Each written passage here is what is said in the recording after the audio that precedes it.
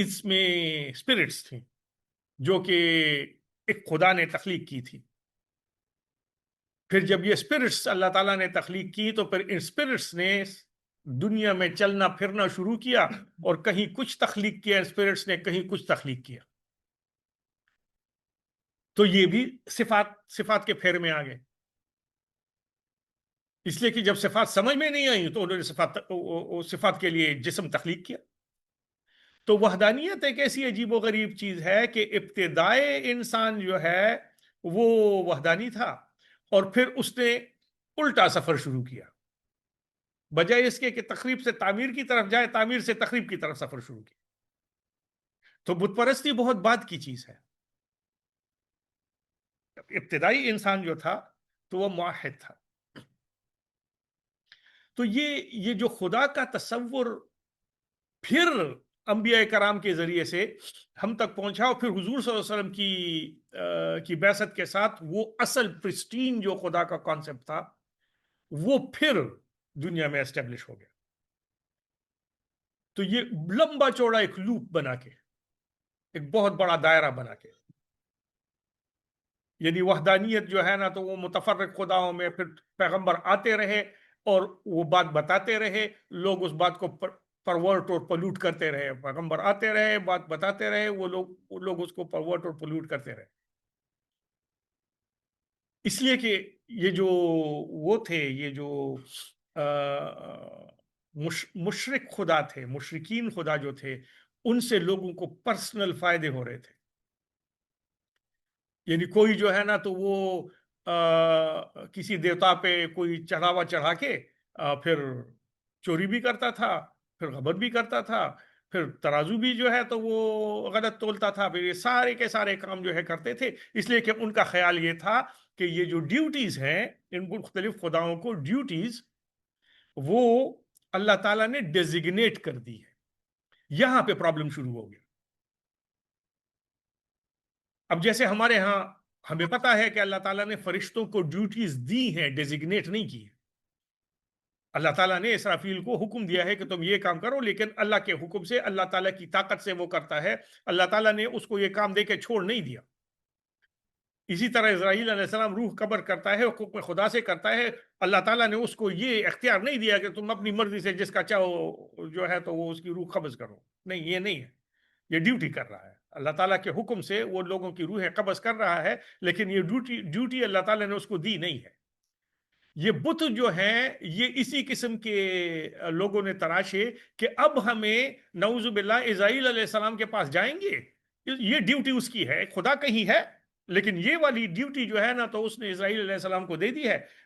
نعوذ باللہ تو اسرائیل علیہ السلام کے پاس نعوذ باللہ جاؤ گے, اس سے منت سماجت کرو گے تو تمہاری روح قبض نہیں کرے گا. تو جو ڈیوٹیز تھی وہ ڈیزگنیٹڈ اتھارٹیز ہو گئی. یہاں پہ مسئلہ بن گیا. تو جتنے بھی کفر کے اور شرک کے مناظر ہیں ان کے پیچھے جو ہے نا تو یہ ایک فلسفہ ہے کہ جو اللہ تعالیٰ کی صفات سے ریلیٹڈ اللہ تعالیٰ کی اتھارٹیز تھی, انسان نے یہ اس کو ایسے پرورٹ کیا کہ اللہ تعالیٰ نے ان ڈیزگنیٹڈ ڈیوٹیز کو لوگوں کو دے دیا ہے. جیسے آپ ہندوازم میں دیکھیں گے تو اس میں کالی جو ہے وہ قہر کی دیوی ہے, درگا جو ہے تو وہ قہر کی دیوی ہے, پاربتی جو ہے تو وہ محبت کی دیوی ہے. اسی طرح جو اس کی ہے مختلف دیوی دیوتاؤں کو اللہ تعالیٰ نے یہ ڈیزگنیٹ کیے ہیں, ورنہ ایک ایشور کا تصور تو ان کے ہاں بھی موجود ہے جو کہ سب سے بڑا ہے, پرمیشور اس کو کہتے ہیں, سب سے بڑا خدا. لیکن ان کا ہاں پرابلم یہ ہے کہ انہوں نے دو غلطیاں کی.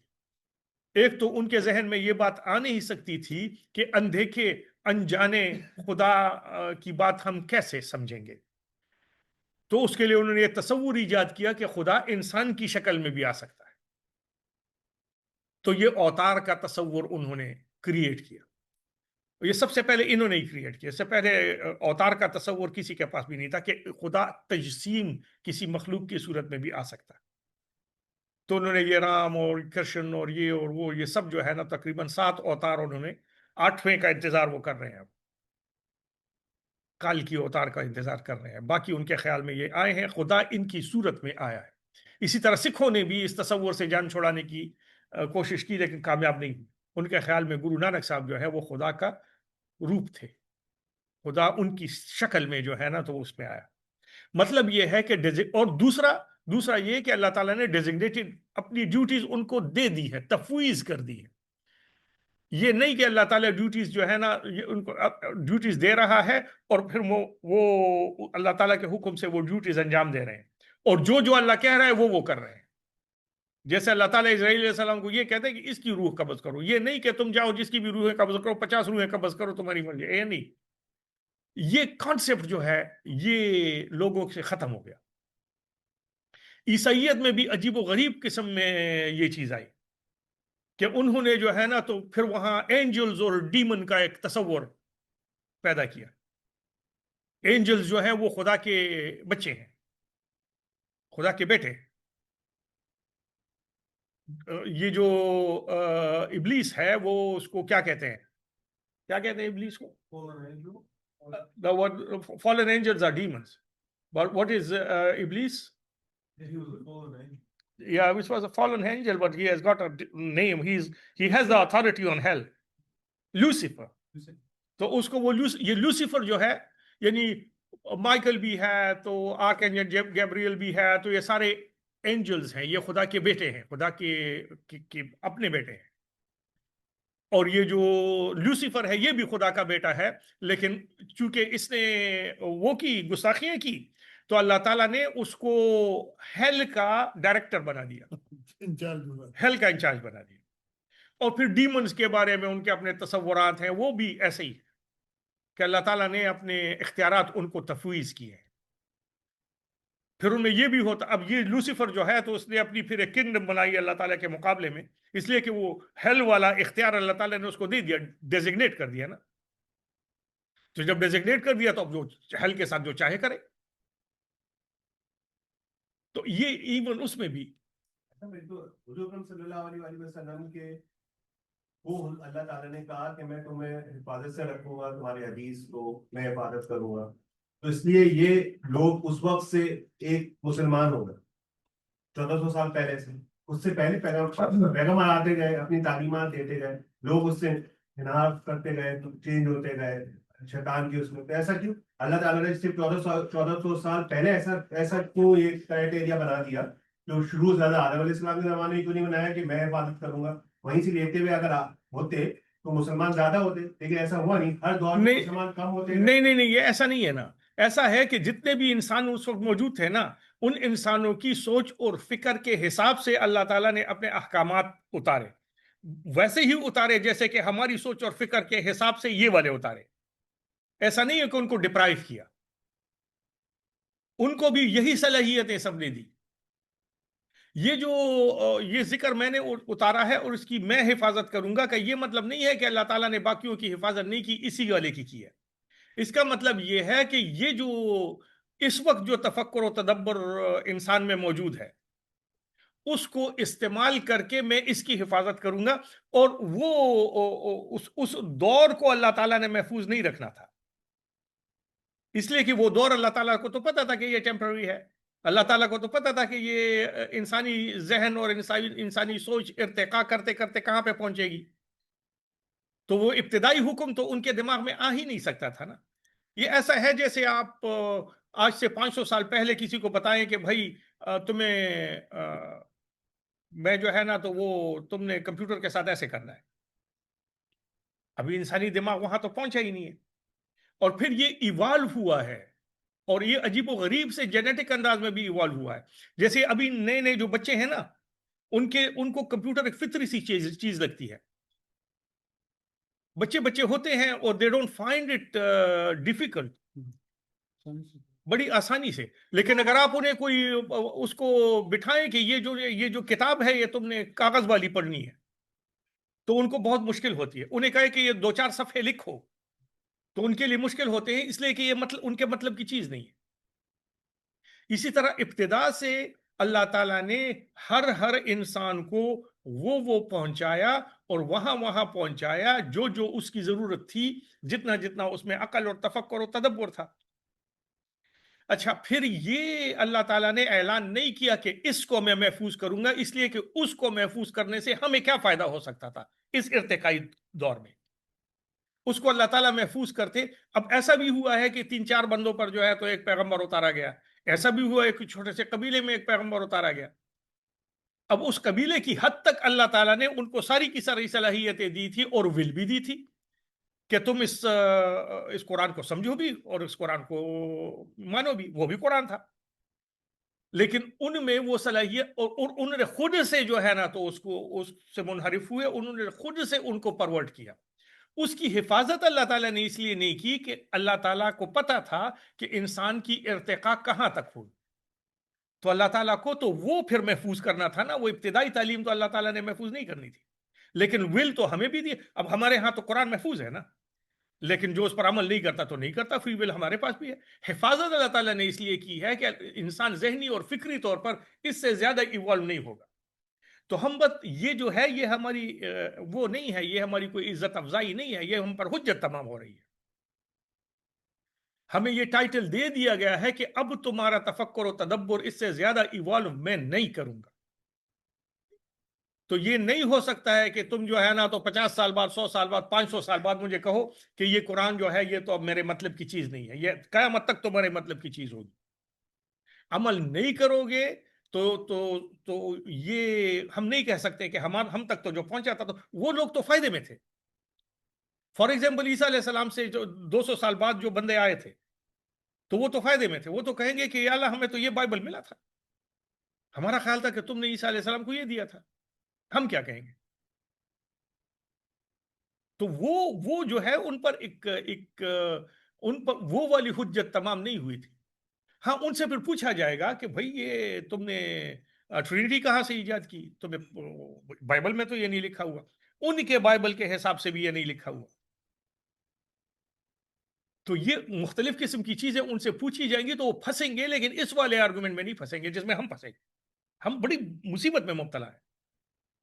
قرآن اللہ تعالیٰ نے محفوظ کیا، حدیث کے ذریعے تو اس کی تفصیلات محفوظ کی، ہم پھنس گئے بری طرح. کسی پیغمبر کے ہونے کے بعد بھی اس کی تعلیمات چلی؟ بالکل چلی ہے، لیکن وہ کتنا عرصہ چلی ہے یہ بات ہے. اب جیسے ایک چھوٹے سے قبیلے میں ایک پیغمبر آئے تو ان کی تعلیمات کو بہت دور تک چلنا بھی نہیں تھا نا. تو لوگوں نے خود سے پرورٹ کی ہیں، لیکن وہ تعلیمات جو ہے بڑی مختصر تھیں، اور پھر لوگوں نے اپنی لالچ کی وجہ سے، اپنے حسد کی وجہ سے، اپنی حب جاہ کی وجہ سے ان میں جو ہے تو چینجز کی، جس کی وجہ سے وہ پھنسیں گے. لیکن بڑی پریمیٹیو سی ان کو جہاں جو ان کے ذہن کے اور تفکر اور تدبر کے حساب سے تھا اللہ تعالیٰ نے ان کو وہ دے دیا. وہی اسی پر وہ جانچے جائیں گے، جنہوں نے بدلا اسی میں فیل ہوں گے. اب کسی کو دو صفحے کا چیپٹر تھما دیں اس میں بھی فیل ہو سکتا ہے، کسی کو انسائکلوپیڈیا تھما دیں اس میں. ہم انسائکلوپیڈیا میں فیل ہو رہے ہیں. ہمارا مسئلہ بہت خطرناک ہے. تو یہ چیز ہے. نہیں چل رہی شریعت موسوی پر، تو وہ عمل ہی نہیں کر رہے، وہ تو عمل تالمود پہ کر رہے ہیں. اور جو شریعت موسوی جس کو وہ سمجھتے ہیں، جیسے اولڈ ٹیسٹمنٹ کو تو عیسائی بھی اولڈ ٹیسٹمنٹ سمجھتے ہیں نا، پچھلے 350-400 سال سے. اس سے پہلے نہیں سمجھتے تھے. یہ 350-400 سال پہلے سمجھے ہیں. یہ جب یہ جو وہ فرقہ آیا نا، یہ پروٹیسٹنٹ فرقہ جب آیا، اس کے وقت سے پھر انہوں نے اس کو اولڈ ٹیسٹمنٹ کو بھی بائبل سمجھنا شروع کیا. ورنہ وہ خیال و فکر میں ان کا تو وہ بھی بائبل کا حصہ تھا، لیکن ان کو کوئی پڑھتا بھی نہیں تھا نہ اس پر کوئی عمل کرتا تھا. یہ تو جب جیوز نے یہ پروٹیسٹنٹ طبقہ پیدا کیا تو اس میں پھر اولڈ ٹیسٹمنٹ کو انہوں نے ایک بہت سگنیفیکنٹ جگہ اس لیے دی تاکہ جوز ان کی وجہ سے معتبر ہو جائے. ورنہ جوز کو تو وہ کہتے تھے کہ تم نے عیسیٰ علیہ السلام کو قتل کیا ہے نا، سولی پر چڑھایا ہے. انہوں نے پھر کہا کہ دیکھو یہ ہمارے پیغمبر داؤد، تو یہ ہمارے پیغمبر اسماعیل، تو یہ ہمارے پیغمبر عزیر، تو یہ ہمارے پیغمبر موسیٰ، تو یہ تو دیکھو تمہارے بائبل میں ان کا ذکر ہے، تو ہم تو اتنے برے آدمی نہیں ہیں. لیکن شریعت موسوی پر انہوں نے کبھی بھی عمل نہیں کیا. وہ تو موسیٰ علیہ السلام زندہ تھے تو انہوں نے شریعت موسوی پر عمل نہیں کیا. تو جب چلے گئے تھے تو انہوں نے بشرے کو پوجا شروع کر دی تھی. تو بعد میں انہوں نے کہاں سے کیا ہو. اور موسیٰ علیہ السلام کے بعد بھی مسلسل ان میں پیغمبر آتے رہے اور یہ قتل بھی ان کو کرتے رہے. اس وجہ سے کہ وہ عمل نہیں کرنا چاہتے تھے. اور عیسیٰ علیہ السلام کو بھی انہوں نے اسی لیے سولی پر چڑھانے کی کوشش کی تھی کہ وہ ان کو وہ باتیں بتا رہے تھے جو شریعت موسوی تھی. عیسیٰ علیہ السلام تو اعلان کر رہے تھے کہ میں تو اس کا چرواہا ہوں بنی اسرائیل کا. ایک خاتون ان کے پاس آئی جو کہ بنی اسرائیل میں سے نہیں تھی, کوئی سوال پوچھا, انہوں نے کہا میں تمہارے لیے نہیں آیا ہوں. ان کو جواب بھی نہیں دیا. انہوں نے کہا میں تو بنی اسرائیل کا پیغمبر ہوں, تم تو بنی اسرائیل نہیں ہو. ان کو جواب ہی نہیں دیا. تو کوئی بھی ان پر عمل نہیں کر رہا تھا. تو بات آ گئی یہ کہ کانسیپٹ آف گاڈ جو تھا مختلف جگہ, کسی بھی جگہ آپ دیکھیں, آپ اس کو چینیوں کو دیکھیں, چینیوں میں بھی ایک خدا کا تصور موجود تھا.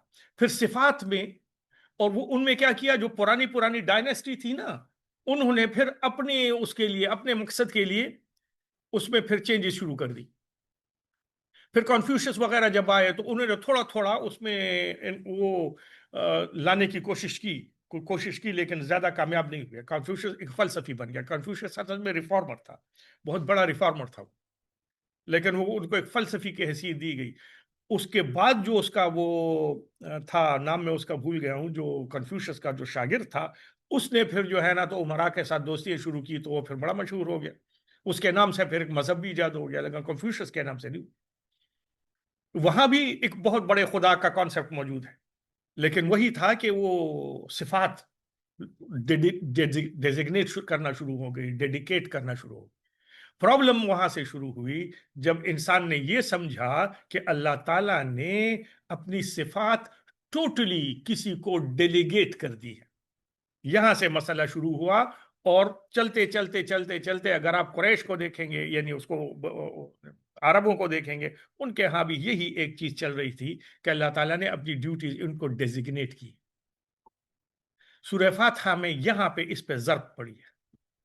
ہم کسی اور سے مانگتے ہی نہیں ہیں, ہم تمہاری ہی عبادت کرتے ہیں. ایاک نعبد, صرف ایاک کا مطلب صرف اور صرف تمہاری ہی عبادت کرتے ہیں, ایکسکلوسیولی تمہاری عبادت کرتے ہیں. نہ ہمیں کوئی فرشتہ چاہیے, نہ ہمیں کوئی اور چاہیے, نہ کوئی ہمیں جن چاہیے, نہ کوئی ہمیں طاقتور چاہیے, نہ کوئی ہمیں بت چاہیے, نہ کوئی ہمیں لات چاہیے, نہ منات چاہیے, نہ تمہارا بیٹا چاہیے, نہ تمہاری بیٹی چاہیے, نہ کچھ بھی نہیں چاہیے.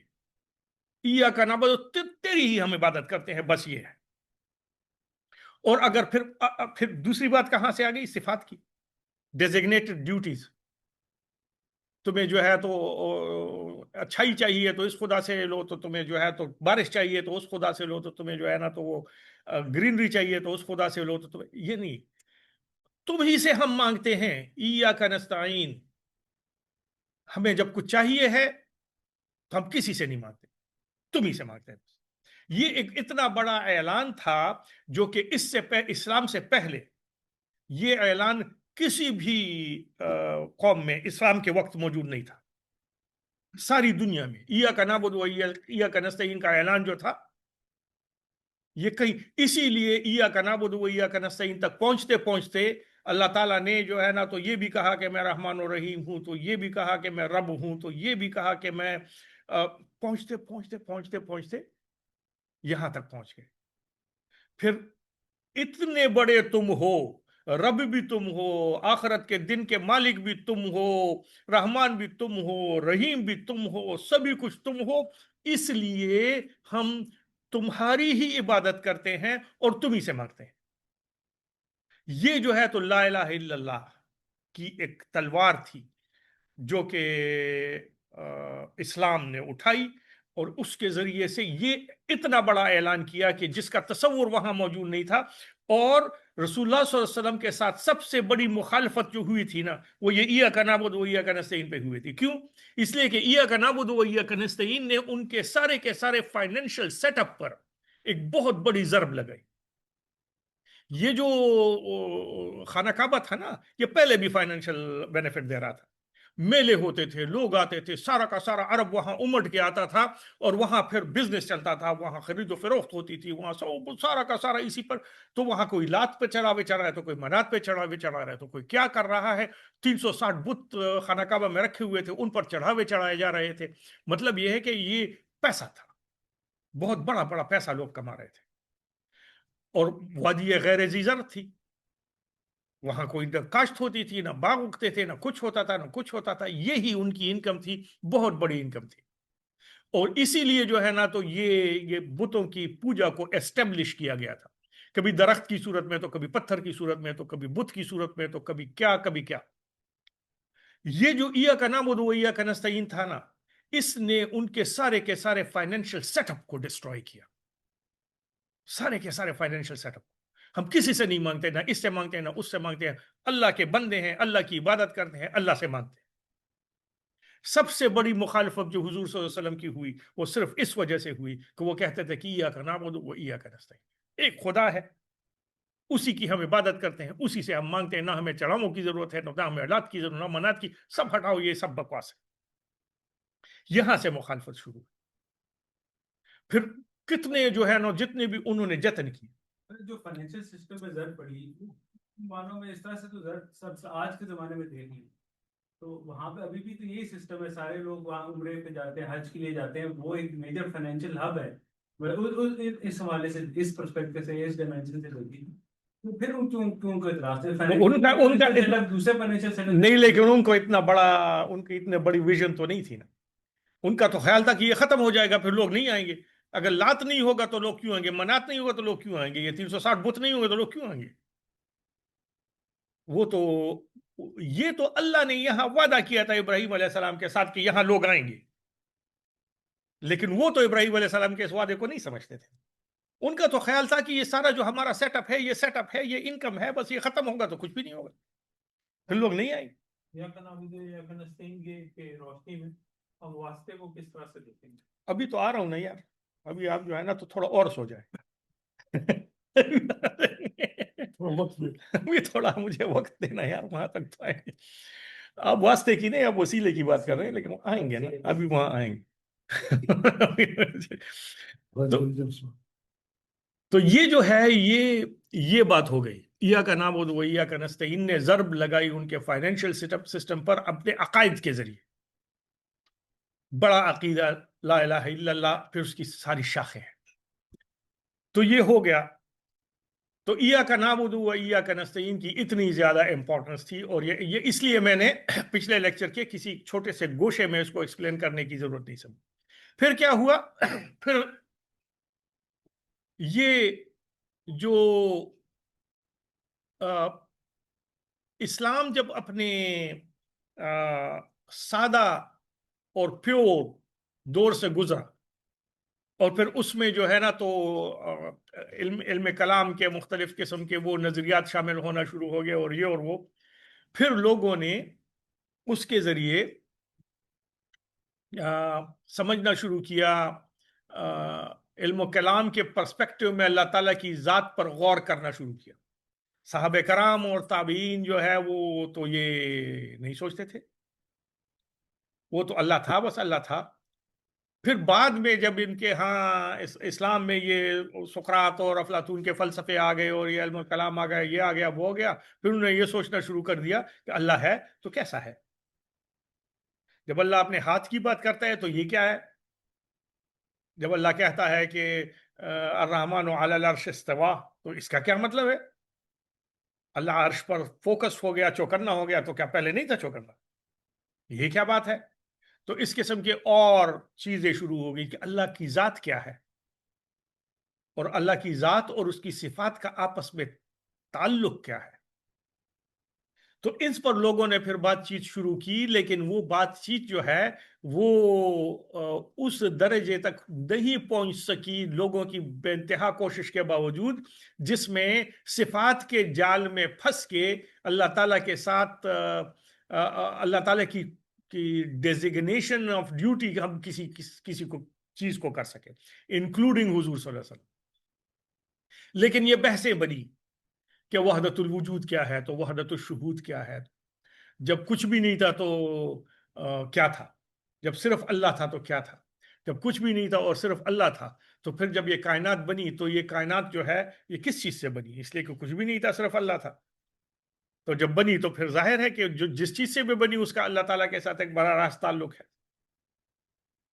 तो फिर क्या ये कायनात जो है, ये क्या अल्लाह ताला की जात का मजहर है, या जात ذات کا کوئی حصہ اس میں موجود ہے، وغیرہ وغیرہ وغیرہ، اس قسم کی بحثیں شروع ہوئی۔ مسلمان ہی کرتے تھے، اس لیے کہ یہ علم الکلام جب آیا تو یہ علم الکلام کے فروٹس ہیں نا، یہ علم الکلام کے آؤٹ کمز ہیں کہ انسان پھر سوچتا ہے۔ جب فلسفہ آیا تو فلسفیوں نے سوچنا شروع کیا، پھر نیا نیا جب بغداد میں اور ادھر ادھر سقراط کو اور افلاطون کو اور ان لوگوں کو، ارسطو کو، انہوں نے وہ کیا، انہوں نے ٹرانسلیٹ کیا، تو ان کے مکالمات اور ان کے آرگومنٹیٹیو ڈائلیکٹس جو ہیں ان لوگوں کو فیسینیٹ کیا۔ تو اسلام کی سادہ قسم کی سوچ جو ہے وہ آہستہ آہستہ اس قسم کی فلسفیانہ سوچوں میں بدل گئی۔ پھر یہ ہوا کہ لوگ جو ہے انہوں نے یہ سمجھنے کی کوشش کی کہ یہ جو کائنات ہے یہ اللہ تعالیٰ سے اس کا اظہار کیسے ہوا، اس کو سمجھیں ہم۔ پھر کچھ ان میں سے جو ہے نا تو کیا وحدت الوجود کے فلسفے کو انہوں نے غلط سمجھا، غلط ریپرزینٹ کیا، جو کہ گمراہ ہو گئے۔ کچھ نے اس کو صحیح سمجھا، صحیح ریپرزینٹ کیا، وہ موجود ہو گیا۔ وحدت الوجود ایک خاص حد تک تو صحیح تو ہے نا، یہ ساری کائنات جو ہے تو اللہ تعالیٰ کے وجود سے قائم ہے نا، ایسا نہیں ہے کہ اللہ تعالیٰ نے بنا کے اس کو چھوڑ دیا ہو۔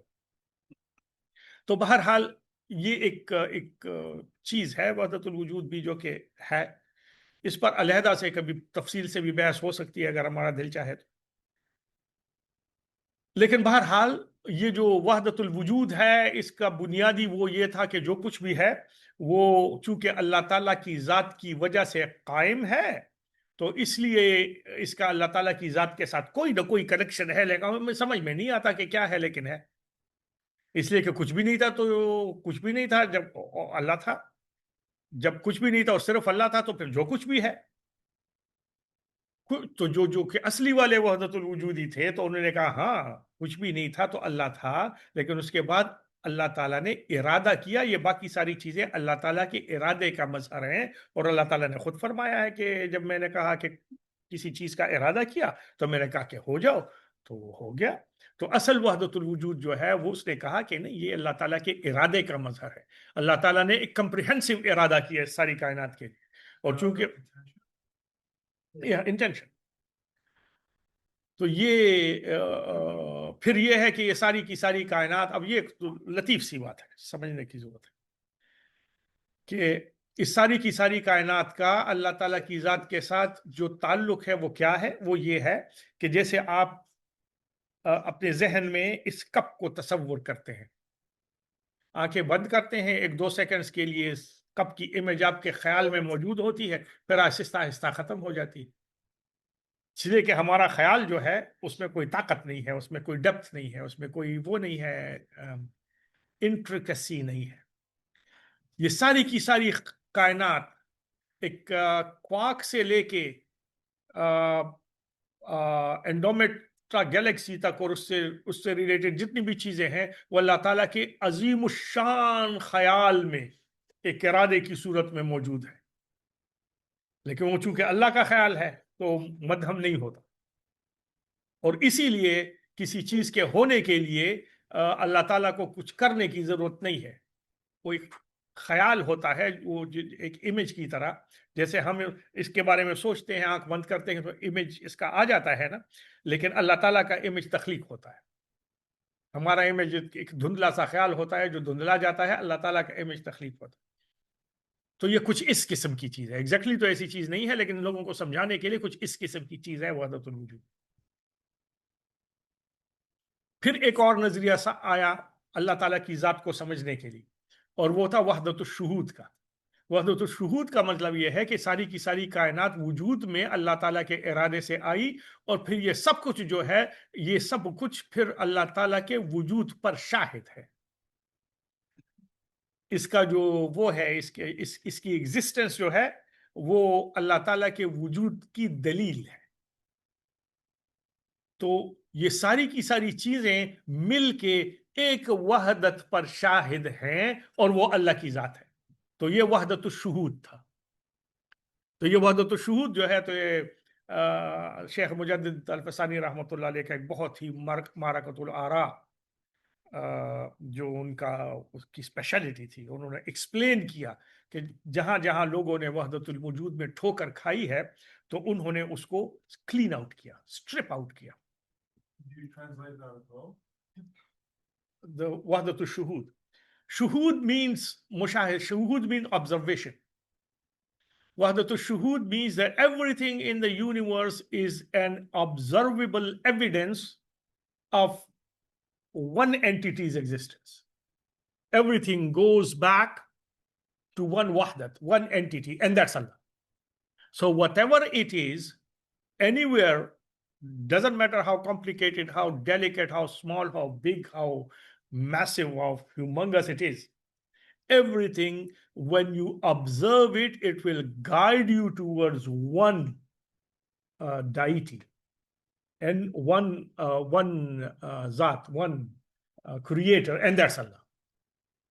What's the difference between this and the philosophical way people explain this very concept of dependency and everything being dependent on one another? Yeah, that's basically Wahdatul Shuhud.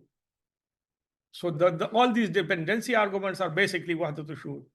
اسی میں ایک سوال اور بھی ہے جو ہندو کہتے ہیں اکثر کہ manifestation of every thing is also God تو وہ اس سے ہم کیسے مطلب ڈفرینشیٹ کریں گے نہیں لیکن manifestation of every thing is also God یہ آلسو کا لفظ ہے نا یہ بھی گاڈ ہے تو وہ بھی گاڈ ہے تو یہ بھی گاڈ ہے تو دس از آلسو گاڈ تو یہ بھی کپ ہے تو یہ بھی کپ ہے تو یہ بھی کپ ہے تو دس از آلسو کپ یہاں سے پرابلم شروع ہو گئی ان کے ہاں جو ہے تو ملٹیپل خداؤں کا تصور ہے اپنی اپنی جگہ ڈیڈیکیٹڈ اینڈ ڈیزگنیٹڈ ڈیوٹی کے ساتھ وحدت الشہود کا مطلب یہ ہے کہ یہ جو کچھ ہے یہ اللہ تعالیٰ کے وجود پر دلیل ہے ایک ہی اللہ کے وجود پر دلیل ہے ایسا نہیں ہے کہ ملٹیپل اللہوں کے وجود پر ملٹیپل دلائل ہیں وہ جو کہتے ہیں وہ یہ کہتے ہیں کہ ہر چیز خدا بن سکتی ہے اس لیے کہ ہر چیز خدا کی وجہ سے ہے وہ یہ کہتے ہیں اصل ان میں سے کچھ لوگ ایسے بھی میں نے ایک سنا تھا اس طرح کہ وہ کہتے ہیں کہ ہر چیز میں تمہیں خدا نظر خدا کا ہونے کا یہ ثبوت وہ ایکسپلین کرتے ہوئے شاید اس طرح بتا رہے تھے لیکن شاید ان کا بیسک یہی ہوگا کہ ہر چیز میں خدا نظر آتا ہے نہیں ہر چیز میں خدا تو نظر آتا ہے لیکن کیا ہر چیز پھر خدا بن جاتی ہے اصل چیز یہ ہے اس لیے کہ ان کے ہاں رام تو خدا تھا نا ان کے ہاں جو کرشن تھا وہ تو خدا تھا نا اچھا ان کے ہاں جو تو شیوا کا بھی تصور موجود ہے اور وشنو کا بھی تصور موجود ہے تو وشنو بھی خدا ہے لیکن قہر کا خدا ہے شیوا بھی خدا ہے لیکن رحم کا خدا ہے تو وہ تو کہتے ہیں کہ رحم کا خدا علیحدہ ہے تو اس کا قہر کا خدا علیحدہ ہے تو ہندو اگر آپ بہت بھی دور چلے جائیں تو کچھ منتروں کے علاوہ جو کہ رگ وید میں موجود ہیں جو کہ علیحدہ سے ایک خدا واحد کی بات کرتے ہیں اس کے علاوہ ان کے کسی بھی مذہبی فلسفے میں ایک خدا کا تصور موجود نہیں ہے اگر آپ انہیں کہتے ہیں کہ تم وشنو کو مانتے ہو علیحدہ سے وہ وشنو کو مانتے ہیں انہیں علیحدہ سے وشنو کا بت بنایا ہوا ہے علیحدہ سے وشنو کی عبادت کرتے ہیں اسی طرح علیحدہ سے انہوں نے شیوا کا بھی بت بنایا ہوا ہے اسی کی عبادت کرتے ہیں تو یہ ڈیزگنیٹڈ ڈیوٹیز ہیں ان کے ہاں ایک تصور تو موجود ہے کہ اللہ سے علیحدہ سے ایک بڑا خدا بھی ہے لیکن وہ یہ ان لوگوں کو یہ ڈیزگنیٹڈ ڈیوٹیز انہوں نے یہ سمجھتے ہیں کہ اللہ نے ان کو دے دی ہاں وہ ان کے پاس ہاں کسی جگہ تصور ہے کہ اللہ چاہے تو ان سے واپس لے لے گا لیکن اب دی ہوئی ہے اور لے گا نہیں تو ان کے ہاں ایک خدا کا تصور ایک فلسفیانہ ریکوائرمنٹ کے طور پر موجود ہے اس لیے کہ ان کے پاس اس کے علاوہ کوئی چارہ نہیں ہے نا ورنہ پھر وشنو کو وشنو کس نے بنایا اور شیوا کو شیوا کس نے بنایا اور درگا کو درگا کس نے بنایا اور پاروتی کو پاروتی کس نے بنایا تو ان کے ہاں جو ہائرارکی ہے وہ بھی کسی جگہ جا کے تو خدا بنتی ہے نا ان کی ضرورت ایک خدا کا کانسیپٹ ان کی ضرورت ہے لیکن اس پر عمل نہیں کرتے عمل تو وہ اپنے ملٹیپل خداؤں کی ایگزسٹنس پہ کرتے ہیں جو آپ نے ریکویسٹ کا یہ ان کی بیسک اور مطلب سب سے پہلے اسکرپچر ہے نا ہیں لیکن اس میں اچھا خدا ایک ہے تو پھر کیا کرو یہ رگ وید میں نہیں ہے رگ وید میں تو یہ ایک منتر ہے فار ایگزامپل کہ وہ خدا جو ہے تو وہ خدا واحد ہے یہ ہے وہ ہے دو چار منتر اس میں ایسے ہیں لیکن اب پھر کیا کرو یہ نہیں ہے رگ وید ہم تو کہ خدا ایک ہے تو اس کی عبادت کرو نا عبادت ایسے ایسے کرو اللہ تم سے یہ چاہتا ہے تو یہ چاہتا ہے تو یہ چاہتا ہے تو یہ چاہتا ہے نا اسی پہ ایک اور بھی ہے ویسے ان کا میں بھی اس میں جو غلط فہمی بھی ہو لیکن ان کا کہیں یہ بھی لکھا ہو کہ 108 different manifestations of God ہے وہ اس میں لکھا ہوا ہے تو اس کو جیسے مطلب ایک ڈیبیٹ میں سن رہا تھا کہ ہم تو کہتے ہیں کہ اللہ کی صفات ہیں تو ان کی کسی ویداز میں اس طرح کا بھی کچھ ہے اس طرح کے 108 ڈفرنٹ مطلب مینیفیسٹیشن آف گاڈ ہے ایک ہی خدا نہیں، لیکن مینیفیسٹیشن جو ہے وہ پھر خدا بن گئی نا. یہ کپ جو ہے یہ اس کپ کی مینیفیسٹیشن ہے، علیحدہ سے اس کا وجود ہو گیا نا. پھر صفات کو تو ہم کہتے ہیں کہ یہ اللہ تعالیٰ کی ذات کا حصہ ہے، ان سے الگ کوئی اس کا وجود نہیں ہے. ہاں، اللہ تعالیٰ نے کچھ صفات لوگوں میں اس لیے ودیت کی ہے کہ ان صفات سے انسانیت چلتی ہے. جیسے رحمت جو ہے، ماں میں رحمت ڈالی، باپ میں رحمت ڈالی، اس لیے کہ اس سے بچے کی پرورش ہو. لیکن رحمت کا علیحدہ سے وجود نہیں. رحمت جو ہے وہ تو اللہ تعالیٰ کی ذات کا حصہ ہے. ساری کی ساری صفات اللہ تعالیٰ کی ذات کا حصہ ہے، ان کی ذات سے تو الگ تو نہیں ہے. ہم یہ نہیں کہتے ہیں کہ جو ایک حدیث مبارک میں 99 صفات آئی ہیں تو یہ 99 مینیفیسٹیشنز آف اللہ ہے. ہم تو کہتے ہیں فیسٹس آف اللہ ہے. اللہ تعالیٰ نے ان صورتوں میں اپنی قدرتوں کا اظہار کیا، تو یہ تو مینیفیسٹیشنز نہیں ہوئی. پھر یہ ہے کہ آپ ڈیبیٹ میں کچھ بھی کہیں، یہ درگا تو موجود ہے نا، یہ پاروتی تو موجود ہے نا، یہ کالی تو موجود ہے نا، یہ شنکر تو موجود ہے نا، اس کے ساتھ سارے کے سارے یہ فلسفے تو موجود ہے نا. یہ بانسری بھی بجاتا تھا اور یہ خواتین کے کپڑے بھی چورا کے جو ہے تو درخت پہ چڑھ جاتا تھا، اور یہ تو سب کرتا تھا نا وہ، اور خدا بھی تھا ان کے حساب سے. اسی طرح رام جو ہے اس کی بیوی کو جو ہے تو راون اٹھا کے لے گیا تھا نا، 100 سال تک رکھا، کتنے سال تک رکھا. پھر راون نے جو ہے تو وہ ہنومان کے ساتھ مل کے پھر لنکا ڈھائی تھی نا. اور رام کو یہ خدا سمجھتے ہیں، اوتار سمجھتے ہیں. تو کسی فلسفیانہ ڈیبیٹ میں کسی صفت کے بارے میں انہوں نے جو بھی فرمایا ہو، گراؤنڈ ریالٹی کیا ہے؟ اصل بات یہ ہے. اور یہ تو ہندو مت کا ریلیجن نہیں ہے نا. آپ کسی بھی ہندو سے پوچھے کہ خدا کون ہے، وہ کہے گا یہ کرشن کنہیا جو ہے تو خدا ہے، یہ رام خدا ہے. جب وہ کسی کی دہائی دیتے ہیں تو کہتے ہیں کہ ہائے رام یہ کیا کر دیا، ہائے رام وہ کیا کر دیا، ہائے بھگوان یہ کیا کر دیا. تو یہ کیا، تو ریلیجن تو یہ ہوا نا. ریلیجن وہ ہوتا ہے جو کہ ایک اسٹیبلشڈ انسٹیٹیوشن کی صورت میں پریکٹسیبل ہو. کسی فلسفے کو تو ریلیجن نہیں کہتے. اگر ان کے ہاں کسی جگہ توحید کا کوئی فلسفہ موجود ہے تو وہ فلسفہ عمل کی صورت میں چونکہ ایگزسٹ نہیں کرتا ہے تو وہ ایک فلسفے کی صورت میں کہیں موجود ہے، لیکن عملی طور پر ان کے ہاں کچھ بھی نہیں ہے. جنرل پبلک، ہمارے جنرل پبلک سے پوچھے کہ اللہ کون ہے، اللہ نے ساری کائنات بنائی. کس کی عبادت کرتے ہو، اللہ کی کرتے ہو. نماز کس لیے پڑھتے ہو، اللہ کے لیے پڑھتے ہیں. مانگتے کس لیے ہو، اللہ سے مانگتے ہیں. ان سے پوچھو کس سے مانگتے ہو، یہ درگا ہے، یہ کالی ہے، یہ وہ ہے، یہ ان کا بیٹا ہے گنیش ہے. اور کہانیاں بھی موجود ہیں. ایسا نہیں ہے کہ ان کی جسمانیت کی کہانیاں بھی موجود ہیں. جیسے اس کا سر جو ہے تو ہاتھی کا کیسے ہو گیا، اس کے لیے باقاعدہ کہانی موجود ہے. ان کی بھگوت گیتا میں موجود ہے کہانی. You know how we say that it's human fitra to believe in one God? Is it not also human fitra to try and personify the unexplainable, to create statues and this is, I mean, by practice, this is what every civilization seems to have done. When they can't explain something, they try to humanify it. Yes, because they can't understand anything other than an example of Allah. So then how can we say that it's human fitra to believe in a monotheistic God? It's human fitra they believe in a monotheistic God also. The other things were institutionalized. Religion was created for the purpose of worldly gains, not for the purpose of properly obeying Allah. If you study any institutionalized religion, at the back there is some worldly gain or multiple worldly gains. So general public was guided towards those kind of institutional religions so that they can be dominated, so that monetary or other benefits, power related monetary benefits are extracted from them. So it's not like humans naturally went there. Some humans who had more intellectual power than the general public created those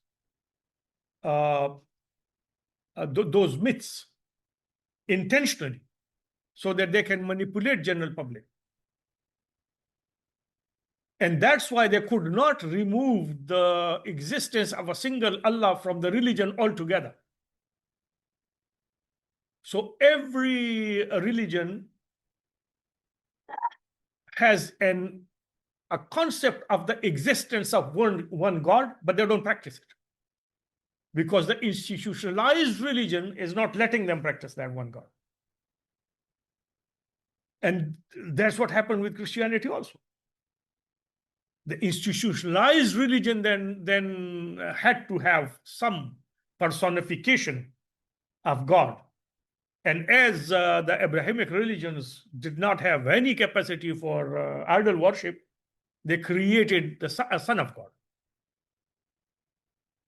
So then how can human beings both have the internal fitrah for monotheism, but also the internal fitrah to personify either natural elements or gods or things of that nature, to humanify these things? So general public didn't do that. That's what I'm saying.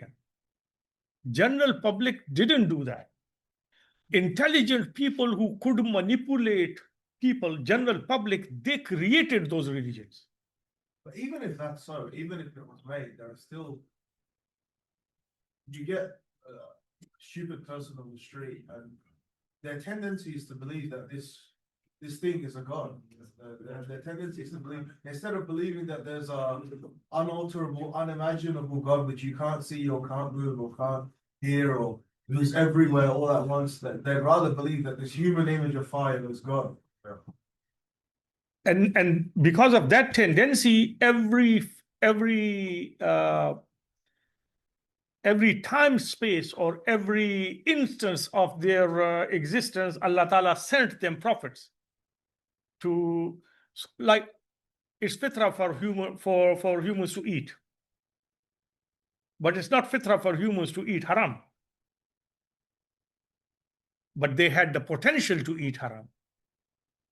Exactly the same way they had the potential to do all the haram things, rape and this and that and illicit relationships and all. These are potentials that are in a human, and those potentials are required for the diversification of human life so that they can exist. But it does. And because of that, Allah kept sending them prophets also. So Allah Ta'ala did not only rely on the internal potential of them understanding the realization of one Allah, which was in fitrah, but Allah Ta'ala didn't leave them at that. Allah Ta'ala continuously sent them prophets to refine this image. And the prophets then existed, and the prophets remain in those societies, and the prophets clearly then told them that this, what you are doing, is not what Allah wants you to do. And the concept of a real God existed there anyway. So you're saying that it's not then human nature to create idols. You're saying it's a choice that human beings can make, but their nature is to be one God. Every religion has a dependency on the existence of one big God. And that's the proof that one big God is part of fitrah. There's no religion which can be called as a religion which has no possibility of realizing one big God. Doesn't matter whether it's Hinduism or it's Christianity or it's whatever it is. Even a little religion somewhere in the Amazon, they would have in their concept, they would have the existence of one big God. Because that's what human intelligence actually gets up to. Who created this cup? That part created. Who created that? This person. Who created that? This person. Who created that? This person. There has to be an end. And that end is one Allah, who has created everything, who is not created by anybody. That's why if whatever religion we call religion, it would have the concept of one big God. No, that is that fitrah that we are talking about. Human intelligence is that fitrah. The human can correlate. Okay, so it created this, so who created that, and who created that, and who created that? And they ultimately need to go to a place where there is one Allah and everybody else is created by that. So where Now, does- how do you approach the ibadah of that one Allah? That's religion. And for that, Allah sent each and every little corner of the world prophets. where did this inclination towards making and upkeeping and believing in idols come from? Because of exactly the same thing, that people wanted to have an observable Allah. This is what Bani Israel said to Musa alayhi salam. When they were passing through, they saw somebody worshipping an idol. They went to Musa alayhi salam and said, "Look, how beautiful they are! They have got someone to worship, because they can see it and they can touch and they can feel it. Create something for us too, something like that for us too." This is what they said. This is what the Quran said. Because my point is that Because then they have and the intellectuals of those societies see benefit in that, and then they start owning it. And the benefit in creating the calf was that they had a lot of gold that they stole when they were leaving Misr. When they leave Pharaoh, they stole gold from everyone. And then the intellectuals among those, they actually got all of this gold off them and created a calf of some of them, and the rest they put in their pocket. So the calf was actually for that reason. no, but I just can't see how both can be true. I can't see how it can be true that people want an observable idol, but then it's also true that it's human nature to believe in an unobservable God. It's human nature to believe in a God who has created all these other gods. Because that's intelligence, and that intelligence Allah has given everyone. You're saying it's human nature to believe in at least a supreme deity. Yes, because they can have an argument about that. If this is Allah, so who created that? And this created that, and this created that, and this created that, and they ultimately need to be at a place where there is an Allah who was not created by anyone, and He created all of that one. This is intelligence. So when we say fitra, that's basically the intrinsic intelligence in humans that Allah has put in, that Allah has not given to animals or all. But there are more intelligent people in societies all the time. And then when people would come to them and say that, okay, so this is Allah, so what does He want us to do? They said, okay, so He wants you to come to this temple and give money here, or give fruits here, or give this here, or give that here. Why here? Because see this kahid, this supreme religious leader, he has a direct connection to that one. So come to him, he can talk to him. You can't see it. You see, you can't see him. It's there because you know there is there, but you can't see him. But this person can. But let's say I'm an ignorant villager in the Amazon 500. Yeah.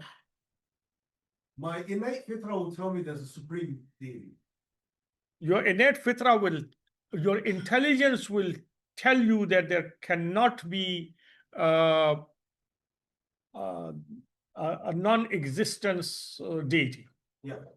But then how does that ignorant villager in the Amazon 500 years ago say that is the only deity, and that all these idols don't exist and all these idols aren't true, despite the fact that there's an urge to personify? No, because he has to logically convince himself that the God that I'm calling God is created by someone. Like this glass is created by someone. Who created this glass? Some factory owner. Where did the factory owner come from? From there. Where did they come from? From there. Where did they come from? From there. Where did they come from? They were created by Allah. So the concept of sifat is basically snatched by intelligent people so that they can rule the dumb.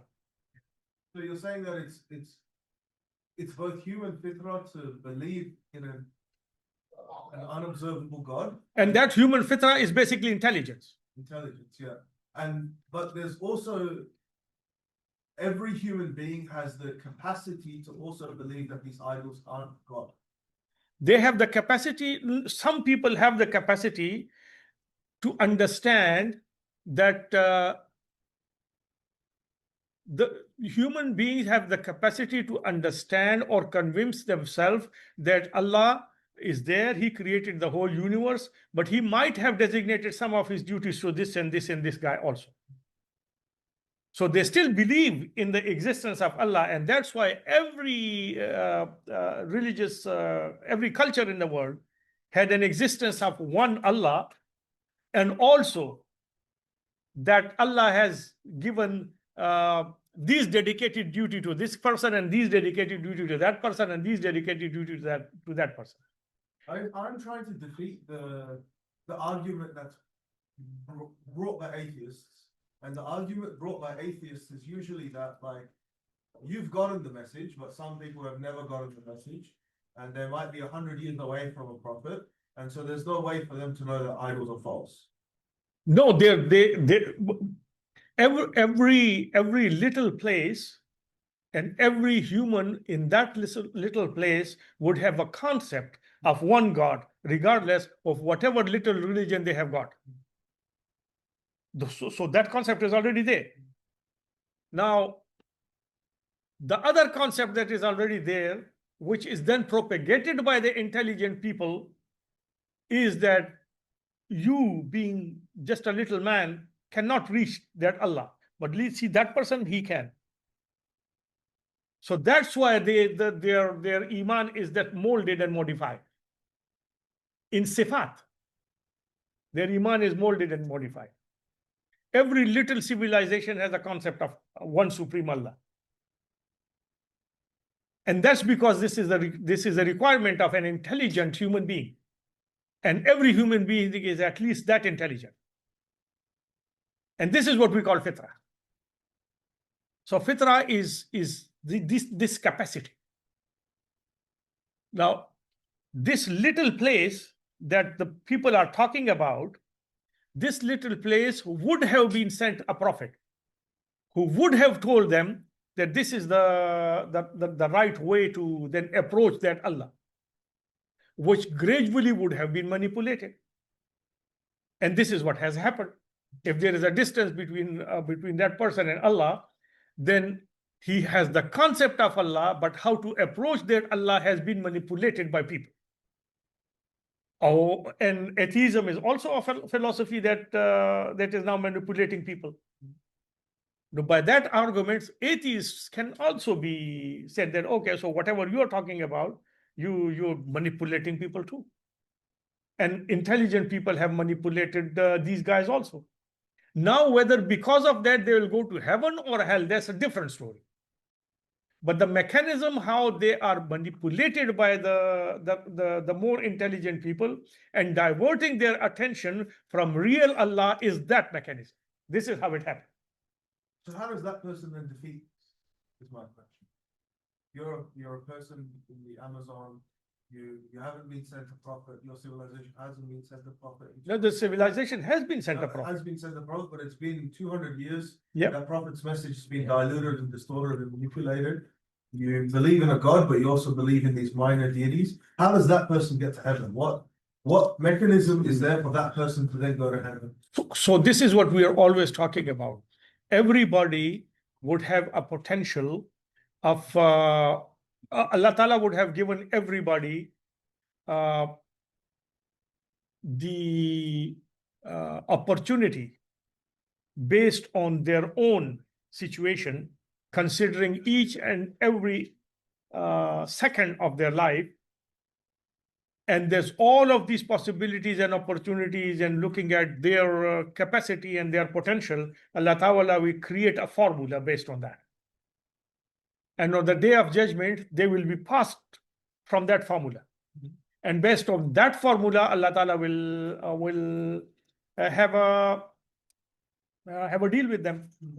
and they will either go to hell or they will go to heaven or they will be in Araf.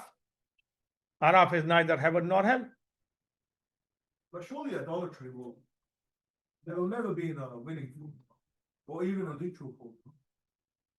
Look, if they didn't have a possibility of learning about any proper religion, and they believe that there is an Allah, Free Allah. and they believe that there is a day of judgment where I will be answerable to all of my amal, all of my deeds, which is fitrah, then they will be able to avoid the hell. They will never be able to go to Jannah, but they will be able to avoid hell. And that's why Araf is there. Araf is for the place where there has not been a possibility of a true prophet, and they did believe in Allah, and they did believe in the Yawmul Akhirah. And the other thing is that other than the some of the customs of the religion, basic morality would have been there from the Prophet. Like there was basic morality there in Quraysh also, in the Kuffar of Makkah also. That basic morality will be there too. And they would have a concept that if I do this, then that big Allah is angry at me. And if I do this, then this big Allah is happy then. This comes from belief in a day of judgment or accountability. Accountability, because that's a human nature. And he see accountability everywhere. In his tribe, he would be seeing accountability. Even if there are 3 or 4 people, they would see accountability there. So the concept of accountability is based on human intelligence. And this is just because he also then doesn't have to go through the obligations of Islam either. No, of course not, because Islam is not reached Islam. Yeah, you'll never go to heaven, but he also hasn't had to do the things required to go there. Yes, because he's not failed. But he doesn't pass also because he's not sitting in the exam.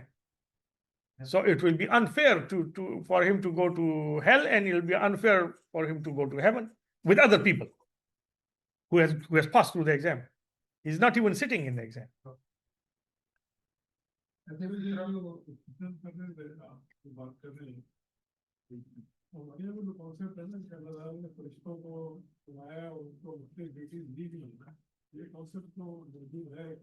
فرشتوں کو dedicated duties نہیں دی. اللہ تعالیٰ نے اپنی duties ان کو ایسے نہیں دی ہیں کہ اب یہ تمہاری ڈیوٹیز ہو گئی ہے, میرے پاس اب یہ ڈیوٹی نہیں ہے.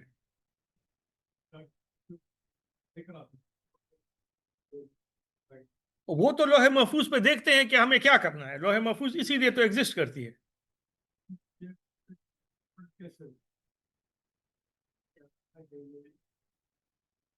اس سے ڈفرنٹ ایسے ہو گیا کہ اللہ تعالیٰ نے کسی فرشتے کو کوئی ڈیڈیکیٹڈ ڈیوٹی نہیں دی ہے. اللہ تعالیٰ نے ان کے سامنے ایک پلان رکھا ہے کہ اس پلان کے حساب سے کام کرو, میں نے یہ پلان لکھا ہے, اور اللہ تعالیٰ جب چاہے اس پلان کو چینج کر دے.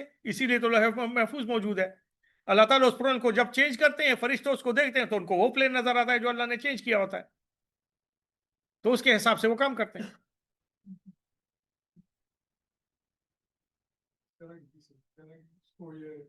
نہیں, اللہ تعالیٰ وہ یہ نہیں سمجھتے.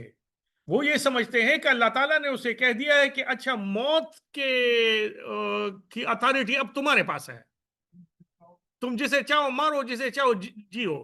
ہوا کی اتھارٹی اب تمہارے پاس ہے, جہاں چاہو پانی برساؤ, جہاں چاہو نہیں برساؤ.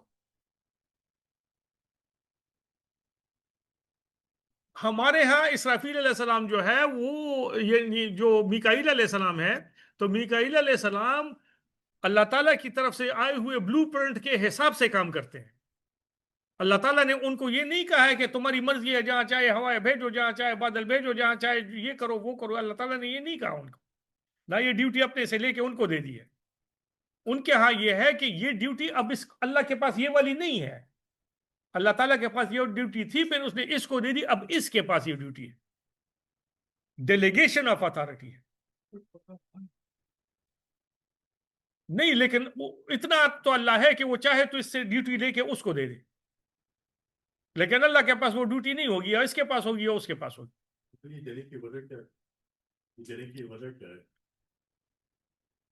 اللہ تعالیٰ ان کے خیال سے اللہ تعالیٰ کہتے ہیں کہ اب کیا سارے کام میں کروں، چلو یہ والا یہ کرے.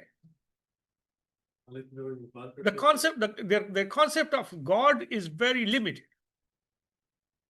تو ان کے ہاں تو اللہ تھک بھی جاتا ہے تو اللہ سو بھی جاتا ہے تو اللہ جاگ بھی جاتا ہے، تو وہ تو ایسا ہی ہے. میں ہماری طرف سے بات کر رہا ہوں کہ اسلام کے سارے ڈیشز یعنی کہ عبادت کرتی ہے. اللہ نے ایسا چاہا. اب جیسے اللہ نے چاہا کہ یہ کائنات جو ہے یہ 4-5 فورسز کے ذریعے ایگزسٹنس پہ آئے، تو شارٹ رینج نیوکلیئر فورسز ہے، تو لانگ رینج نیوکلیئر فورسز ہے، تو وہ ہے گریویٹیشن ہے. تو یہ 3-4 فورسز ہیں جو کائنات میں اللہ تعالیٰ نے بنائی. اس کے ذریعے انہوں نے کہا کہ یہ کائنات وجود میں آ جائے. اللہ نے ایسے چاہا. دوسری جگہ چاہتے دوسری جگہ ہو جاتا. یہ کوشچن تو ہر جگہ ہوتا ہے نا کہ اللہ تعالیٰ نے ایسے کیوں چاہا. ہمیں تو نہیں پتا کہ اللہ تعالیٰ نے ایسے کیوں چاہا. بات سمجھ آتی ہے کہ یونٹ فورس ہے، لیکن یہ تو ایک ایسا کام ہے کہ what's need for an intermediary between them. Intermediate ہی تو نہیں ہے نا یہ تو. آپ تو پھر یہ بھی انٹرمیڈیٹ ہو گئے نا کہ آپ جو ہے نا تو کسی آفس میں جاتے ہیں، وہ کام کرتے ہیں، وہ آپ کو سیلری دیتے ہیں، اس سیلری سے آپ جا کے جو ہے نا تو گروسری خریدتے ہیں، تو پھر آپ گروسری کھاتے ہیں. تو یہ بھی تو انٹرمیڈیٹ ہی ہو گیا نا. تو یہ تو ایسا ہی ہے. اللہ تعالیٰ نے اس کائنات کو چلانے کے لیے، میٹا فزیکل کائنات کو چلانے کے لیے اپنے قانون بنائے، فزیکل کائنات کو چلانے کے لیے اپنے قانون بنائے. کیوں بنائے ہیں؟ We don't know. لیکن کچھ بھی بناتے تو اللہ تعالیٰ، تو یہ سوال تو پھر بھی رہتا، اس کے بارے میں رہتا.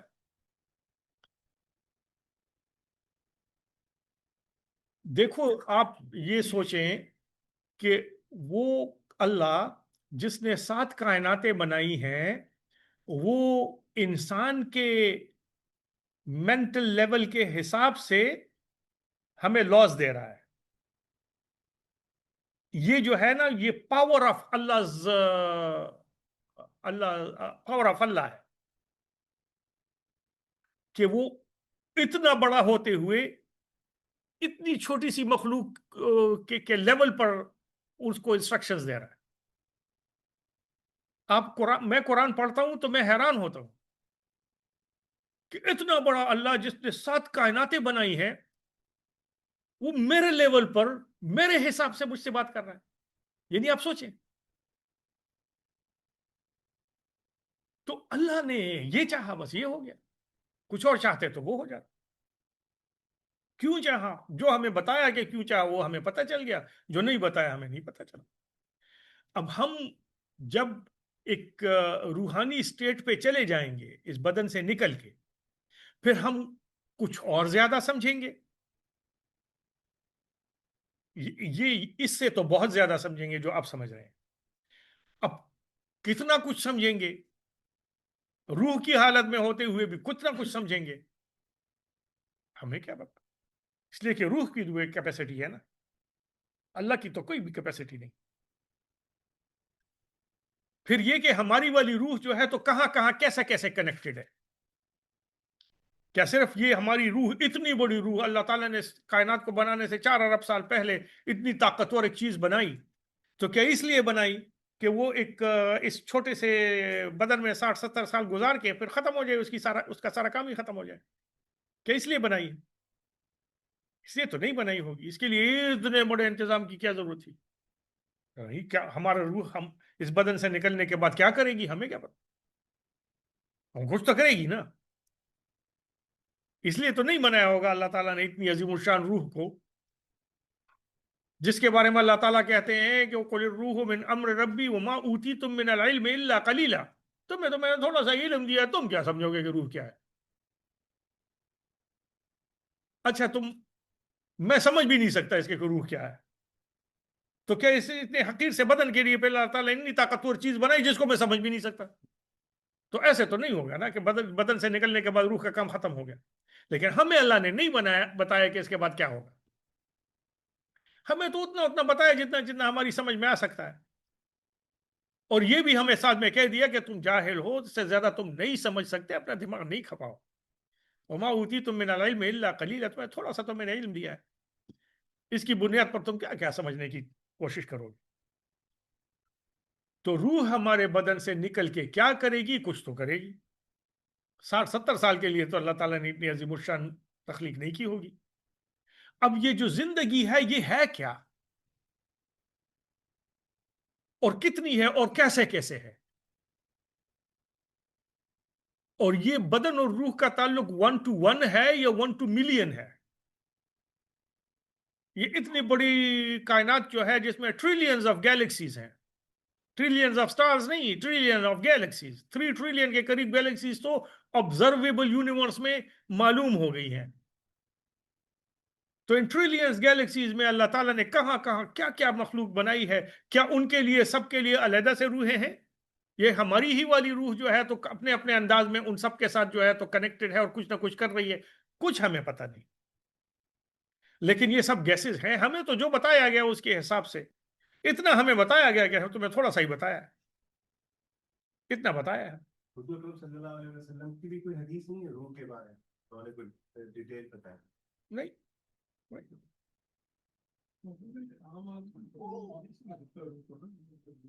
خاص آدمی بھی نہیں سمجھ سکتا روح، اس لیے کہ انسان انکویزیٹو ہے، اس لیے کہ انسان چاہتا ہے کہ میں نماز روزے سے اوپر کوئی بڑی چیز فن خان ہے نا انسان.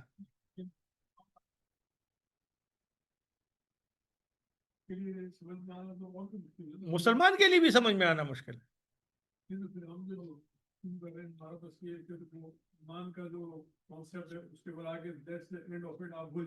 بالکل اللہ تو یہی فرماتے ہیں وما اوتیتم من العلم الا قلیلا.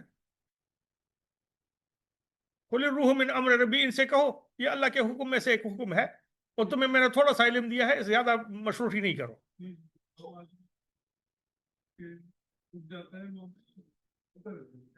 تو کرے چلے گا تو کتنا چلے گا؟ وما اوتیتم من العلم الا قلیلا تو ہے نا.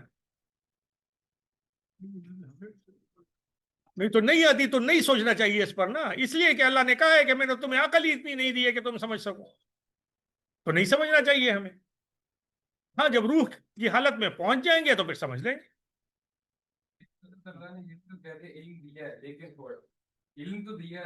تو جو دیا ہے وہ تو لکھ دیا ہے نا، جو دیا ہے وہ تو لکھ دیا ہے. اب دیکھو یہ فار ایگزامپل فزکس ایک علم ہے نا، تو ہم آپ کتنا فزکس سمجھ سکتے ہیں اور آئنسٹائن کتنا فزکس سمجھ سکتا ہے؟ تو آ رہی نا.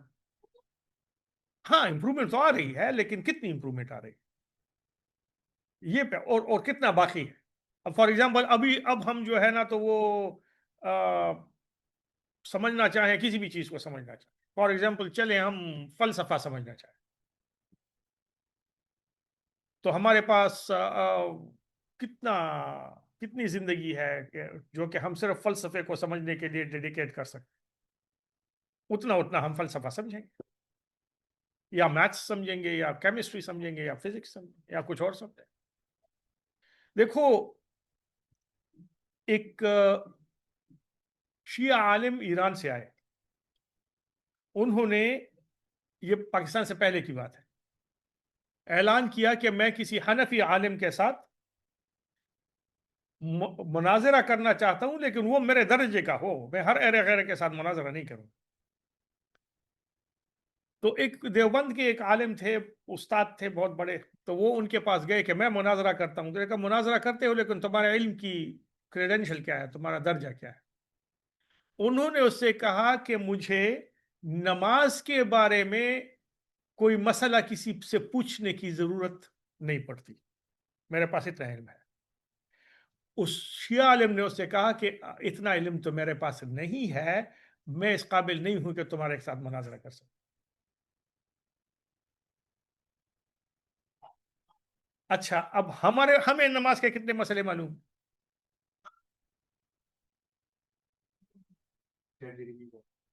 ہاں 13,500 مسئلے ہیں نماز کے.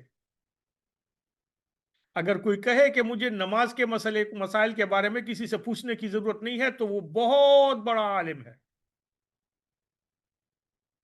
تو ہم نماز 5 وقت روزانہ پڑھتے ہیں اگر ہمیں اللہ تعالیٰ توفیق دیتا ہے، لیکن اس کے مسئلے ہمیں کتنے معلوم ہیں؟ تو روح کے بارے میں ہم کیا معلوم کر سکتے ہیں؟ جو کہہ رہے ہیں نماز کے بارے میں اتنا مکمل طور ہے، بس اور پوچھنے کی نہیں ضرورت, وہ شو تو ایسے کرے جیسے بالکل نہیں پتا مجھے, ہاں یہ بتا سب کچھ دیا, مطلب علم سارا ہے ان کے پاس. ہاں تو اس میں بھی تو اس طرح کا ہو سکتا ہے, اللہ نے کہہ دیا علم تو دیا ہے لیکن تھوڑا اب منزل اب دیکھو میرے روح کے بارے میں علم میں اور شیخ عبد القادر جیلانی رحمۃ اللہ علیہ کی روح کے بارے میں علم میں تو ظاہر ہے کہ بہت بڑا فرق ہے, اور شاہ ولی اللہ رحمۃ اللہ علیہ کے علم میں اور مجدد الفسانی کے علم میں تو ظاہر ہے بہت بڑا فرق ہے.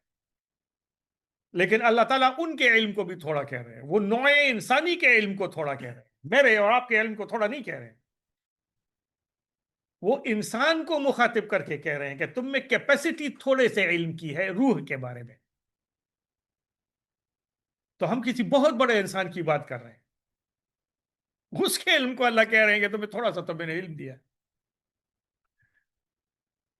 تو روح پر ہمیں زیادہ کرم فرمائی نہیں کرنی چاہیے. اچھا یہ جو ہے نا تو یہ اچھا تو یہ ایاک نعبد و ایاک نستعین کی بات ختم ہو گئی. اب آخر میں آ جاتا ہے وَلَا الضَّالِّينَ آمین. اس میں اہدنا الصراط المستقیم پر تو ہماری بات ہو چکی تھی, وہ جب آپ نہیں تھے تو ہم نے بتا دیا.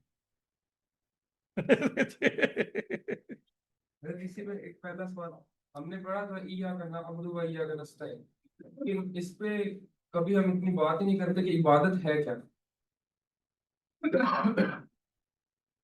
دیکھو عبادت جو ہے وہ تو بڑی سادہ سی چیز ہے.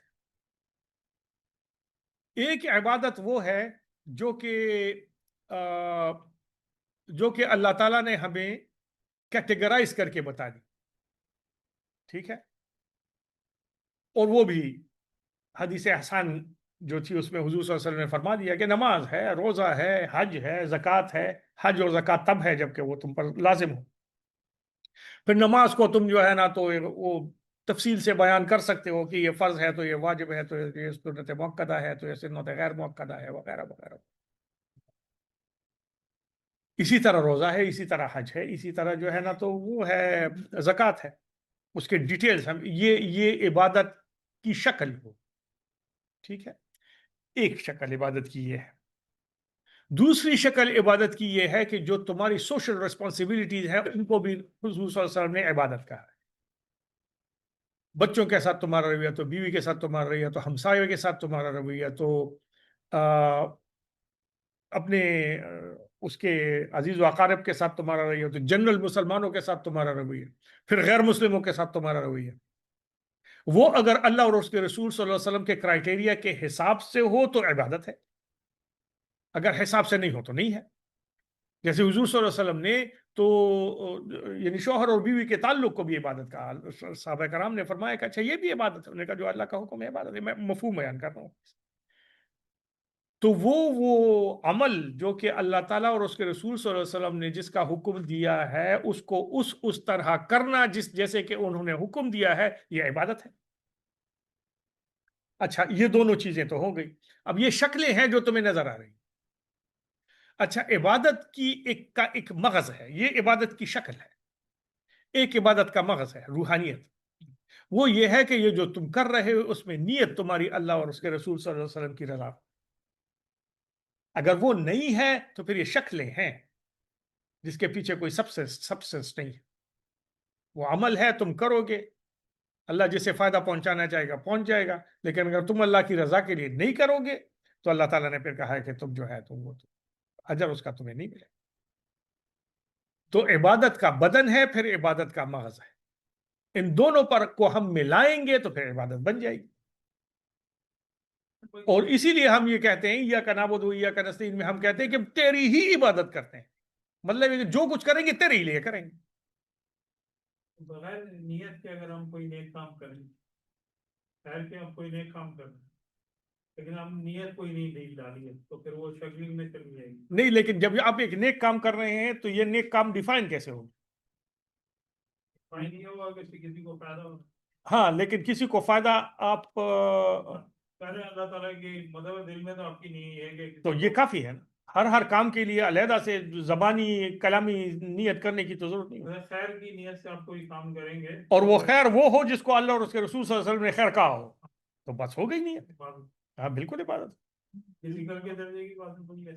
بالکل بالکل ذکر سے زیادہ بڑے درجے کی عبادت ہوگی. ہم ذکر اس لیے کرتے ہیں تاکہ اللہ ہمیں صفائی قلب نصیب فرمائے, تاکہ ہمارے اعمال میں اخلاص پیدا ہو. اخلاص اعمال میں کیا ہوتا ہے؟ آپ کا عمل جو ہے تو خالص اس لیے ہو کہ اللہ تعالیٰ ہم سے راضی ہو جائے. گھر کا فار ایگزامپل آپ کوئی ایسا کام کریں, آپ بولیں یار اس کو تکلیف ہے, میں ایک کام کر دیتا ہوں, میری بہنوں پر لگ گیا, تکلیف ہے, بہت پریشان ہے. بالکل اعلیٰ ترین ذکر ہے, یہ تو ذکر کی اعلیٰ ترین قسم ہے. خدمت خلق عبادت ہے بیسکلی. خدمت خلق عین عبادت ہے, بالکل عبادت ہے اگر خلوص نیت کے ساتھ کیجیے. یہ جو خلوص نیت کے ساتھ نہ ہو تو حج بھی عبادت نہیں.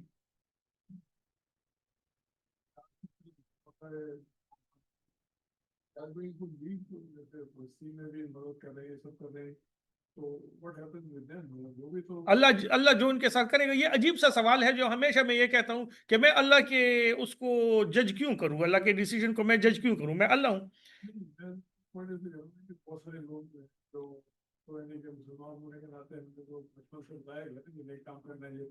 نہیں, ان کو بھی ان کے مذہب نے بتایا کہ یہ نیک کام ہے, ان کو بھی ان کے مذہب نے یہ بتایا ہے کہ ظلم بری چیز ہوتی ہے اور مظلوم کے ساتھ آواز اٹھانی چاہیے. اب ان کو فائدہ ہوگا نہیں ہوگا یہ تو اللہ کا ڈیسیجن ہے نا, میں اس پر کیوں اپنا فیصلہ سناؤں, یا کوئی اور مفتی اس پر کیوں فیصلہ سنائے. یہ جو جن سے پوچھا جاتا ہے کہ بھئی یہ جو نیک کام کرنے والے غیر مسلم ہیں جنت میں جائیں گے یا نہیں جائیں گے, میرا فیصلہ ہے, یہ اللہ کا فیصلہ ہے. آخرت میں اللہ تعالیٰ کے سامنے اس کے نیک عمل آئیں گے, اللہ تعالیٰ چاہیں گے تو سارے کے سارے غیر مسلموں کو جنت میں بھیج دیں, ہم کوئی پوچھ سکتے ہیں ان سے, لیکن ان کے دلوں میں جو موجود ہے وہ اللہ کے سامنے آئے گا اور اس کے حساب سے اللہ تعالیٰ ان کے ساتھ وہ کریں گے. ہو سکتا ہے کہ ان کو عیسائیوں کی کسی کیٹیگری میں جو ہے تو وہ پہنچا دیں جنت میں, اللہ کی مرضی نا, ہمیں کیا پتہ. اللہ دیکھو, یہ ہمیں اللہ تعالیٰ کے اس کو جج نہیں کرنا چاہیے, اللہ سمجھے ان کے بندے سمجھے جو بھی ہے. ہاں بالکل. سوال یہ ہے کہ پردہ فرض ہوا تھا خواتین کے اوپر, نہیں حضرات کے اوپر بھی ہوا تھا. میں کانٹیکس کا سوال ایسے پوچھنا چاہ رہا ہوں کہ اس زمانے میں جو عرب کی خواتین تھیں وہ کس قسم کا ڈریس پہنتی تھی, نمبر 1. نمبر 2 کہ ایک آرگومنٹ آج تک سننے میں مل رہا ہے کہ بھائی صرف جیسے آپ نے حجاب کر لیا تو اصل میں خواتین کے لیے پردہ کیا ہے, ایک سوال تو. دوسرا سوال یہ ہے کہ مردوں کے لیے پردہ کیا. دیکھو خواتین کے لیے پردہ تو یہ ہے کہ سارے بدن کو ایسے ڈھانپے جس سے بدن کے خد و خال واضح نہ ہو, یہ پردہ ہے. چاہے اس میں آپ ابایا پہنے یا نہ پہنے, لیکن آپ کا ماڈرن ڈریس ہے اور آپ نے اپنا فیس چھپایا ہوا ہے اور آپ کے جو ہے ہیئر چھپائے, یعنی سکارف آپ نے پہنا ہوا ہے. فیس جو ہے اس کے بارے میں ڈفرنس آف اوپینین ہے, نقاب کے بارے میں ڈفرنس آف اوپینین ہے. بدن جو ہے, بدن کے خد و خال واضح نہ ہو, یہ ریکوائرمنٹ ہے. اب باقی رسول اللہ صلی اللہ علیہ وسلم کے زمانے میں خواتین کیا ڈریس پہنتی تھی, اب تو ہماری خواتین تو وہ نہیں پہنتی, لیکن کرائٹیریا یہ ہے, اس کرائٹیریا پر جو بھی ڈریس پورا اترے گا وہ صحیح ہوگا, وہ پردے والا ہوگا. اچھا, یہ جو دوپٹہ ہے یہ ہمارا سب کانٹیننٹ کی وہ ہے یا یہ ساری مسلمان خواتین کے لیے دوپٹہ ہے یا کوئی شال لینا یا کچھ لینا؟ نہیں, وہ اگر بدن کے خد و خال نظر نہیں آ رہے ہو تو چاہے دوپٹہ ہی لیا ہو یا نہیں لیا ہو, وہ دوپٹہ تو بدن کے خد و خال کو چھپانے کے لیے ایک چیز ہے. اگر آپ نے کسی اور ذریعے سے بدن کا خد و خال چھپایا ہو تو چھپ گیا, بات ختم ہو گئی. اور مردوں کے لیے پردہ کیا؟ مردوں کے لیے پردہ ایک فزیکل پردہ ہے. فزیکل پردہ یہ ہے کہ یہ جو ناف سے لے کے گھٹنے تک کا حصہ جو ہے وہ نظر نہیں آ سکتا آپ کا, اس کے علاوہ بدن جو ہے وہ نظر آ سکتا ہے. تو یہ پردے کی حد ہے. باقی غض بصر ہے, نظر کی حفاظت کرنے کا حکم قرآن کا حکم ہے. اور یہ ٹائٹ جینز اور ٹائٹ کپڑے اور جو اس سے متعلق کیا حکم ہے, پردے کے ذمہ میں آتا ہے کہ نہیں آتا؟ بالکل آتا ہے. یعنی سکن سے اللہ تعالیٰ کو کوئی وہ نہیں ہے, کوئی دشمنی نہیں ہے. اگر آپ نے کپڑا پہنا ہوا ہو لیکن وہ ایسا ہو جیسے آپ نے ننگا پہنا ہوا ہے تو وہ تو نہیں چھپا نا. خد و خال ان کے بھی چھپنے چاہیے. اگر کسی نے لڑکے اس طرح ہوتے ہیں جو باڈی بلڈنگ کر رہے ہوتے ہیں تو انہوں نے ایسے ٹی شرٹ پہنی ہوتی ہے, ان کے سارے مسلز جو ہیں وہ اوپر والے مسلز جو ہیں تو خیر ہے, لیکن نیچے والے مسلز چھپنے چاہیے. ناف سے نیچے کے ناف سے لے کے گھٹنے تک جو ہے تو ستر عورت ہے, اس کو چھپانا ضروری ہے. اگر نہیں چھپائیں گے تو ایسے ہی ہوگا جیسے ننگے پھر رہے. ایسا ہی خواتین جو ہے ان کو انہوں نے اگر یہ لباس نہیں پہنا تو چاہے وہ باقی کوئی سا بھی پہنا ہو شمار وہ ننگی ہوں گی. یہ اور بات ہے کہ سوشلی وہ اپنے آپ کو ننگا نہ سمجھتی ہوں. تو یہ تو بہت ضروری چیز ہے.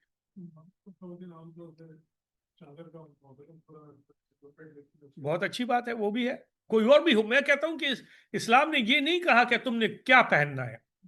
اسلام نے کرائٹیریا دیا ہے کہ یہ کرائٹیریا ہے, یہ تم کسی بھی لباس سے پورا کرو تو ہو گیا.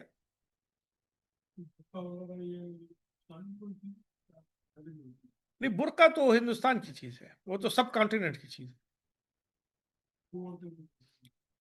نہیں, وہ ہندو عورتوں کا تو پردے کا کوئی بھی کانسیپٹ نہیں تھا. وہ تو یہ لاچے واچے پہنتی تھی.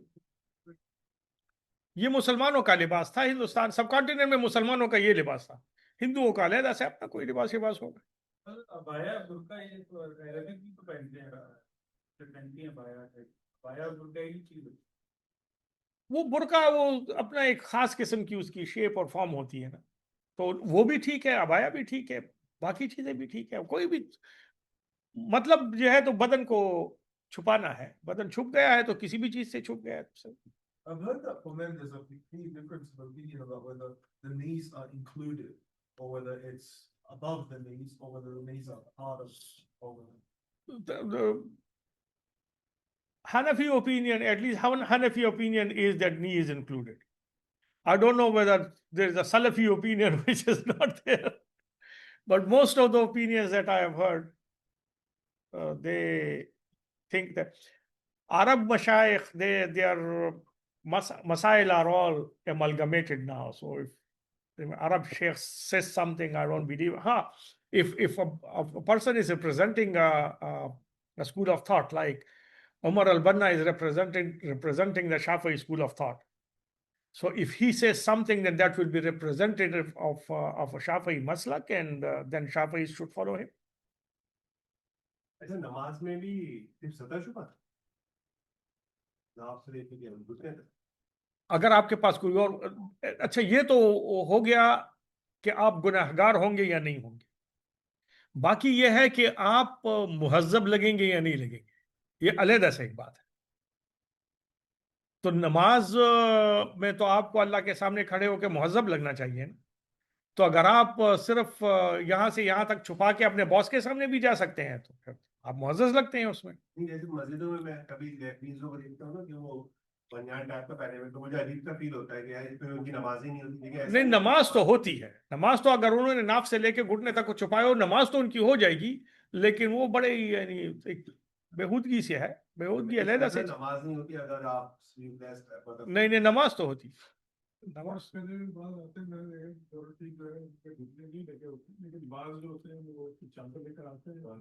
ہاں, ہاں, لیکن بہرحال نماز پڑھنے صرف نماز پڑھنے کی بات نہیں ہے. باقی زندگی میں بھی اگر گھٹنے نظر آئے یا ناف نظر آئے تو پھر سطر کا ریکوائرمنٹ پوری نہیں ہوتی تو گناہ گار ہوتے ہیں.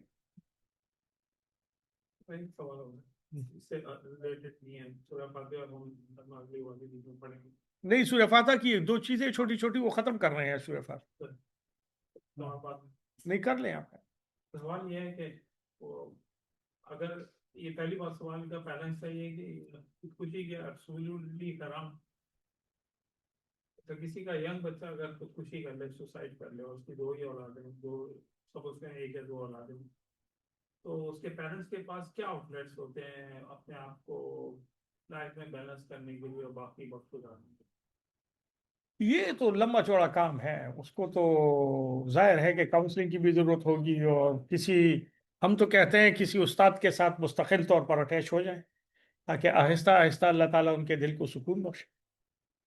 لیکن جہاں تک فقہی بات ہے تو اس میں تو خودکشی تو کمپلیٹلی حرام ہے.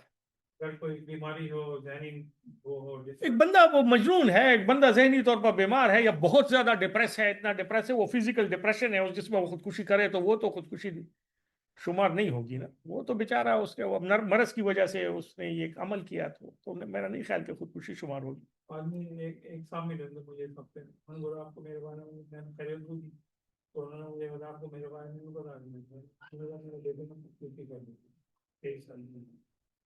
سر میں زیادہ بات نہیں کر رہا, وہ اگر بیچارہ وہ تھا، وہ پراپرلی وہ تھا، ڈپریس تھا، یعنی ایک ڈپریشن جو ہے وہ ایک باقاعدہ مرض ہے جس میں ڈوپامین کم ہوتی ہے، بہت زیادہ کم ہوتی ہے دماغ میں، جس کی وجہ سے وہ اس کی شخصیت جو ہے تو وہ لیکن فزیکل پرابلم ہے نا، جیسے کسی کا ہاتھ کٹ گیا ہو یا پیر کٹ گئے ہو یا کچھ ہو گیا فزیکل، جیسے ہمارا ڈائبٹیز میں ہمارا پینکریاس خراب ہو گیا، اسی طرح ایک فزیکل بیماری ڈپریشن کی بھی.